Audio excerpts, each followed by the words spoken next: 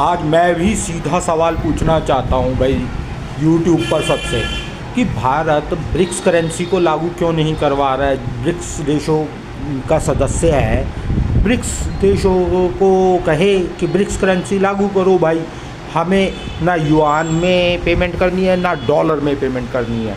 UAE भी नहीं चाहता, यूएई अब कह रहा है डॉलर में पेमेंट नहीं लेना चाहते, हम युआन में करना चाहते हैं। रूस भी युआन में लेना चाहता है। तो इसका सीधी सी काट है कि युआन में पेमेंट नहीं करवानी चाहता यदि भारत, तो ब्रिक्स करेंसी को लागू करवाए।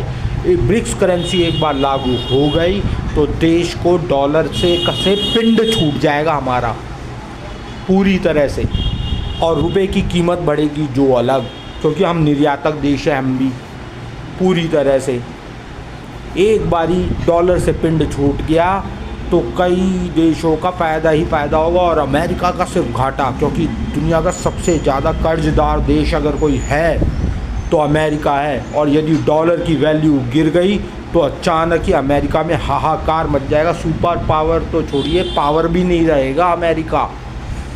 लेकिन उसके लिए ब्रिक्स करेंसी को लाना बहुत ज़रूरी है, क्योंकि ब्रिक्स में 5-5 देश हैं, उसके अलावा अलग से 10 देश अलग से शामिल हैं।